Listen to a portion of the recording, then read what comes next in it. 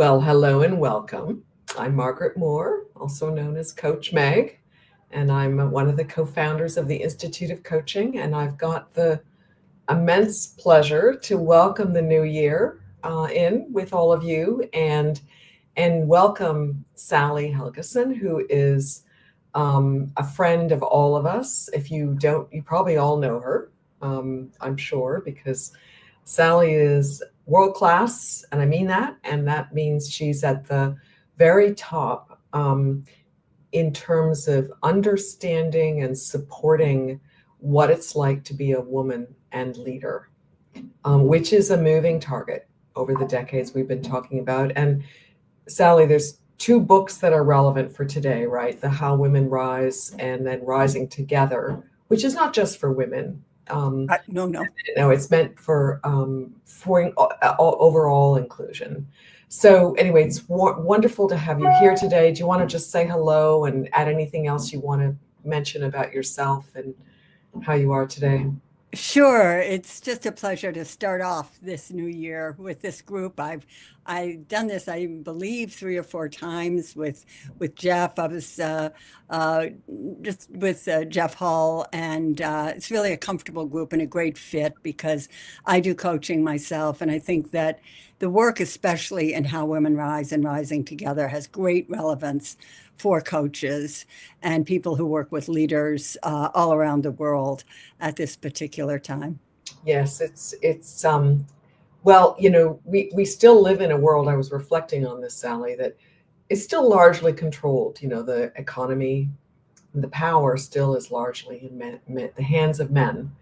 And that's changing, but we've got a ways to go if that's what women want to do, is to truly share, the fullness of power. So I'm glad we're touching base now to sort of see where we're at and what's next.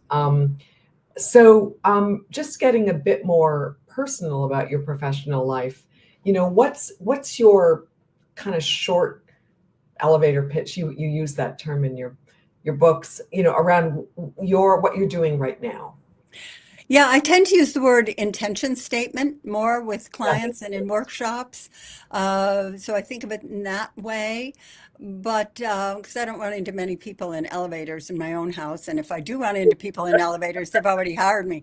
So basically, my intention, where I believe that I have relevance, is in helping women all around the world to recognize, articulate, and act on their greatest strengths, and in helping organizations to understand the value that not just women, but also all their employees who are outside the standard leadership mainstream can provide as leaders. So that's been pretty much my ongoing purpose for the last 35 years. And the need for it and the wonderful opportunities that result from doing this have not abated.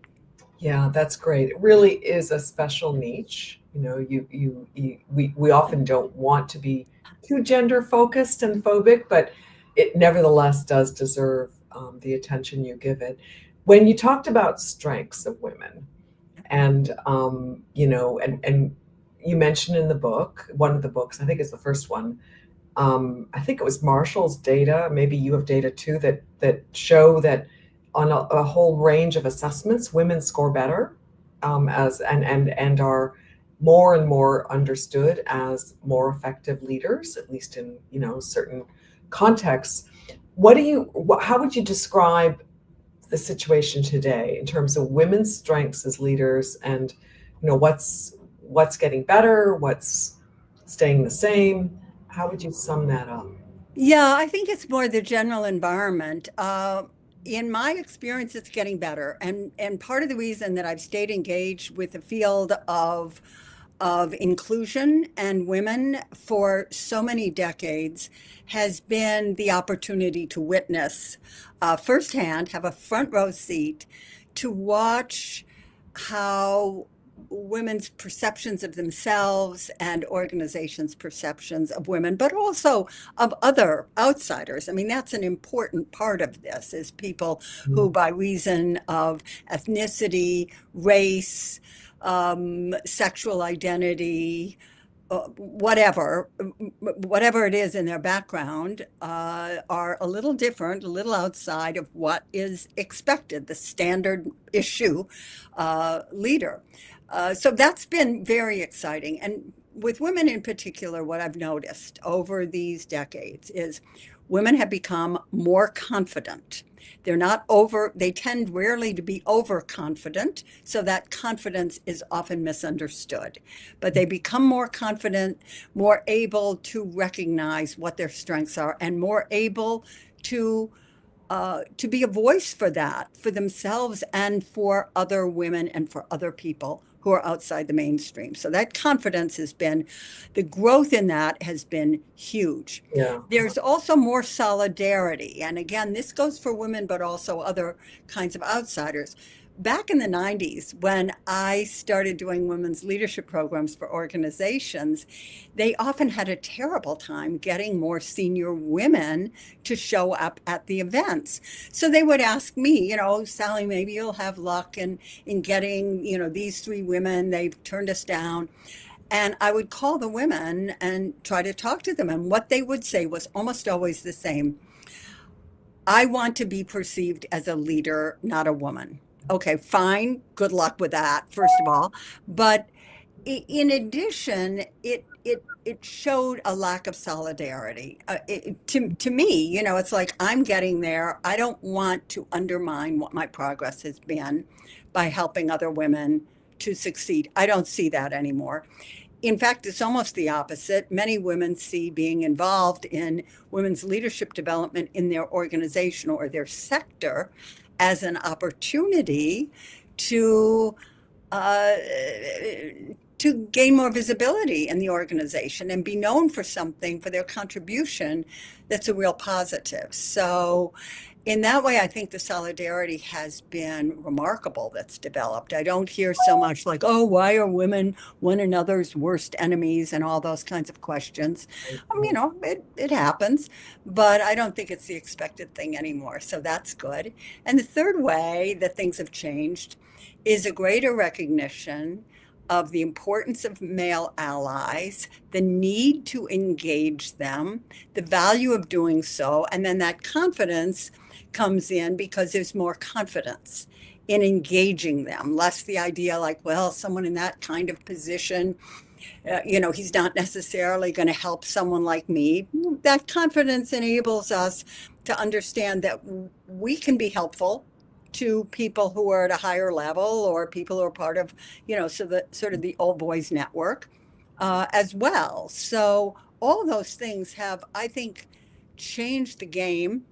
It's responsive to the environment, to the economic environment, to the degree of economic certainty or uncertainty that prevails. And I think that's more the issue than real economic issues right now.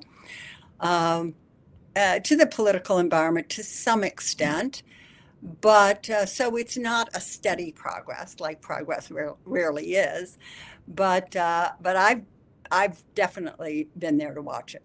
Right, and that must be so rewarding and nourishing to see women come into their full confidence. You know what this reminds me of, and I can't repeat it verbatim, but the definition of humility is one part of it is an objective view of your own competence. Your confidence is accurate.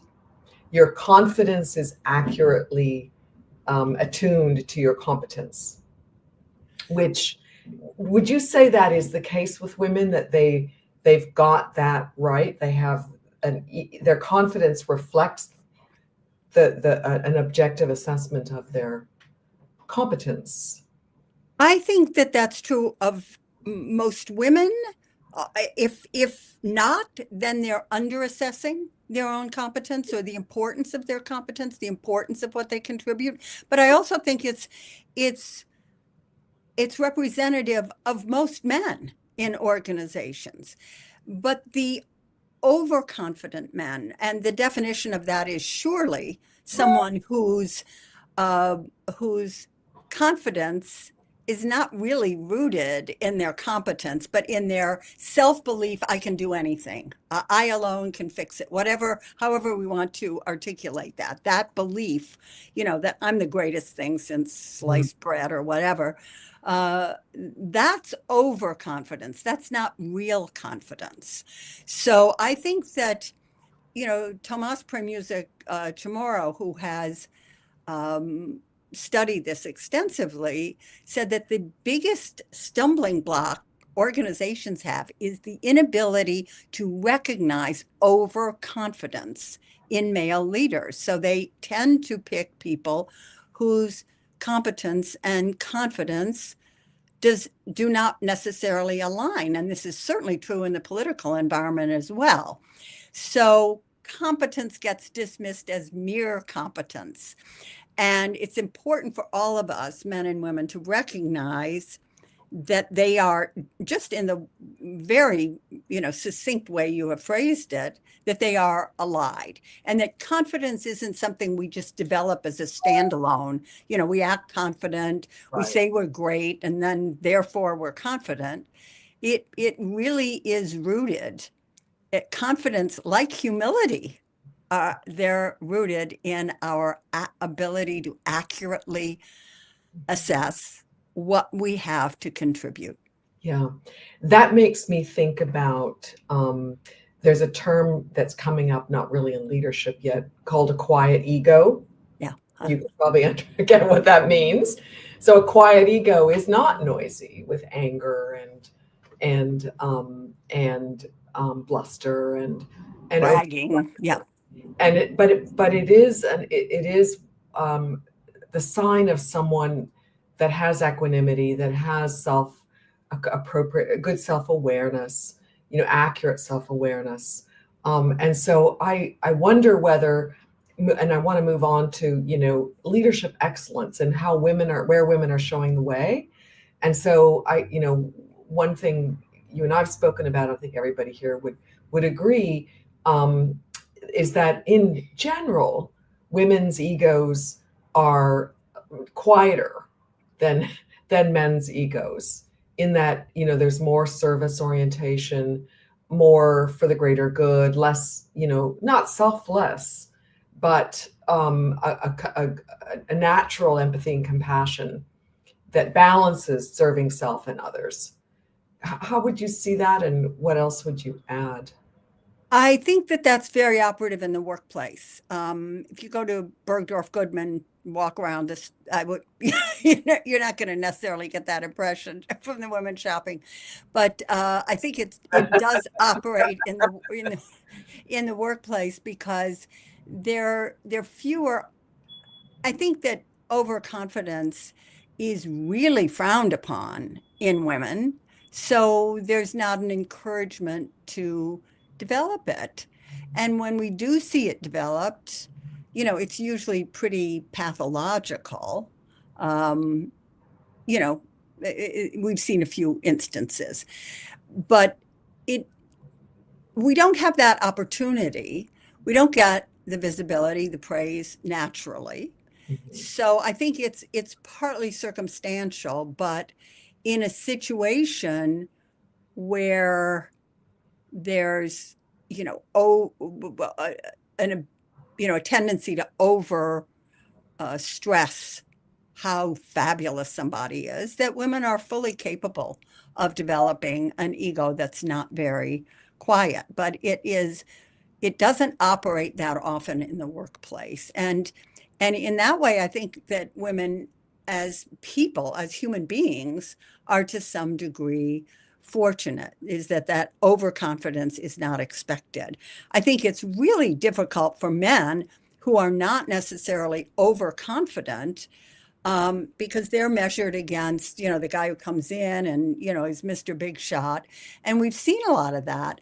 This is one of the really important ways I think women have contributed to changing how we evaluate excellence in leadership.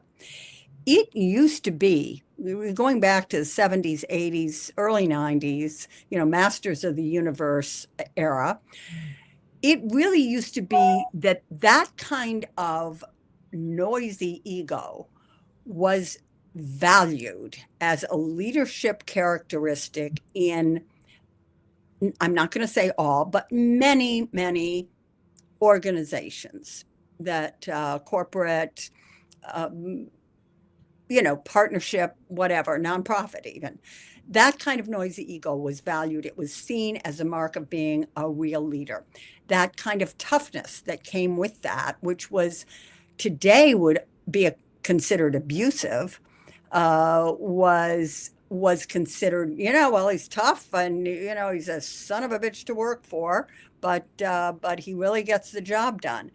Fortune magazine used to have a cover every year, America's Toughest Boss, and it was always some man that you read and you thought, I am so glad I don't work for this man. The poor people who do. But it was, the idea was he was tough and he was great. I think that that's gone. I don't think we necessarily make those connections. I mean, the VC world to some degree has a slightly different opinion, but it, I don't think in a corporate environment that is now a mainstream view. And I think women have been in to some degree responsible for that. Other things as well, of course, the nature of the economy, the importance of being able to retain talent. That's a very tough thing to be if you're really focused on retaining talent. Because you insult people, and today they don't want to be insulted. And back then it was like, well, he must know, or I'll just keep my mouth shut and maybe I can get out of here in 10 years. So I think that the nature of the economy, the nature of the technology, the global environment, all these things have been factors. But I do think that women probably aren't recognized as much as having changed, again, how we perceive excellence in leadership in men and women. Yeah, so we're still undercounting how much Yes. contributed in solidarity. Yeah. Yeah, that's right. Yeah, I remember a stat when I moved to the US in 2000 and left a corporate world in the biotech world. And there was a statistic back then that something like 1 million women left the corporate world to do their own thing. Well, I was one of them. Yes. And probably there are others you were in the corporate world too. And then the pandemic, a similar thing happened. A lot of women exited. And do you think that the corporate world is finally getting more friendly, a place where women want to be and work their way up? I mean, do you see that it's a two-edged thing. On one hand, especially for women with children, the whole pandemic thing was very challenging. It also presented opportunities, more work from home, more men working from home, so more ability to balance family life. So I think in some ways it, in the longer term, was a positive factor. But I think that here's my observation from the work I've done. I think that women have traditionally, now this is changing, been more quick to leave work when they felt that the intrinsic nature of it, their day-to-day experience, was insufficiently satisfying. I'm talking about if you've gotten your basic needs met, of course. But what's interesting is, I mean, I have interviewed thousands of women who've left jobs that look great on paper. And what they say, almost predictably, is, I decided it just wasn't worth it. Now, this is a big contrast to how it used to be with men. Henry Mintzberg wrote about how in his classic books about male managers, or managers as he called them, that in fact your Canadian confrere Henry said that they identified so strongly with their position and their money that they earned that they didn't even stop to think about, what was the experience of work, whether they were happy, whether this served them as a human being, how it reflected their purpose or whatever. Now the workplace is filled with, assessments of purpose and things like that. So I think that that's been a big change, but I think women definitely pioneered it. And the period that you're speaking about in the late 90s, early 2000s, when the technology was developed enough that people actually could go out on their own, when there were services like FedEx and, faxes and computers. So it made it possible. And the degree to which women took advantage of that was really quite was noteworthy, and that's continued. Yeah. You have a great story in, I think it's the second book, how Rising Together, about a man who came to one of your presentations, and he was promoting somebody to a CEO role, and he had three choices. Two men had applied, and the woman candidate he thought was the most competent had not applied. Can you tell us that story? And that in the context of how men are viewing women now, at the senior ranks, what's their mindset around women? Well, that you're right. That was a wonderful story. It was a senior corporate leadership position, CEO, in fact. And the present CEO felt that this woman was the most competent. She didn't apply, so he was choosing between the men, and then he decided he would ask her to apply. And she said, "Oh, I'm not really ready for that, or I'm very satisfied in the job I have right now and everything." And so he pretty much went along with it, but then at the last minute something blew up with one of the guys, and he said, "Look, I'm really going to suggest that you apply for this." And she did, and she got the job, and she became remarkably successful. I think she wasn't CEO, she was like COO, but she got she fairly quickly became the CEO. And he said, I had to push her though. He said that was surprising. This is very common. This is extremely common. And part of it goes with what I said earlier about how women will assess their satisfaction. I like this job. I've really got everything working here. Yeah. Do I necessarily need to do that? Or, I saw up close what this guy's life looked like. This is very common in partnership firms. No, thank you. So not applying for it on that. And it goes even to the highest level. Talked to a woman who was the only woman to be a superintendent of one of the major service academies. She was she was now I'm losing the language, but she was the head of the Coast Guard Academy. Remember that? Yeah. Yeah, and she, the admiral had asked her, I wish you would apply for this job as chief of staff to the Secretary of Transportation, who's basically responsible for the entire Coast Guard. And she said, "No, just here, I'm just learning the job I have now." He did something very smart. He called her back and he said, I've misphrased my question of yesterday. When would you be available to meet with the Secretary of Transportation? And so she, was kind of pushed into giving him a date. She got the job, and she went on to have, this extraordinary career as a military leader. So she was at a pretty high level. She had commanded icebreakers with all male crews, but she still wasn't, feeling like I need to get this position. I want to be secure. I want to make sure I'm competent in the job I have now. Yeah. And then I can move on. So it's something that I think men can keep in mind Yeah. when they're They're being surveying. really Yeah. true mentors when they see Yeah, potential. I mean, exactly. as coaches, that's our art, is That's seeing right. potential that others don't see, and that is common. But these are really big insights for people to view somebody and see, wow, this person has it and they don't, and what a contribution they're making by I spotting excuse the me. potential and then acting on it. Definitely. And I think as coaches, we have a very strong role to play there because Yeah. it is not only encouraging, go for it or something like that in a general way, but it's really working with the person so that they can articulate to themselves and to other people where they see themselves as having great potential so they can be recognized.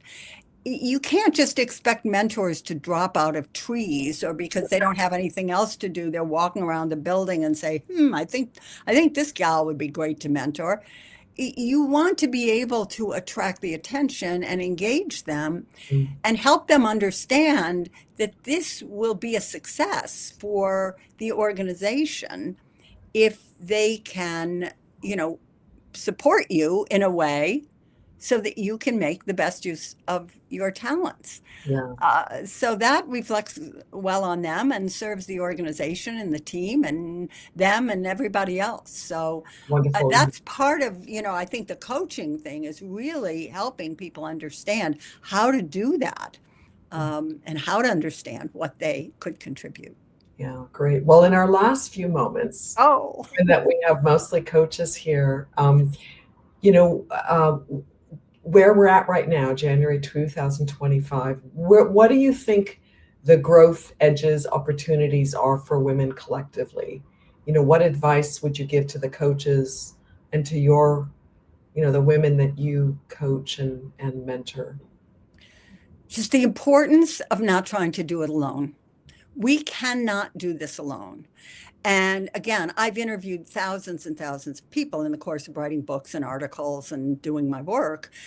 And what I see is the people who are most effective and the most supported are the people who are able to engage a network, a pod, allies, groups of people who they help. There's a reciprocal relationship. You help me, I help you. So it's kind of the old boys network scratching one another's backs, but it's done with a larger purpose of bringing fresh ideas and fresh leadership skills into the organization, fresh insights, fresh eyes, people who haven't necessarily been there. So, very important to be able to develop that. And I've talked to women who say, well, I'm not really, or not just women, but people with other cultural aspects that are outside the mainstream and say, well, I'm not really part of the old boys network. So what? Form your own network. But the important thing is you form your network not just as a support network. Oh, we're here all to support one another, but really to give concrete kinds of support. I will help invest in your career. I will recommend you. I will bring visibility to what you're doing. I will be a resource for you. I will work with you to help you articulate what you have to offer by sharing what I see. And, we can do that for one another. And that's what's really, really effective.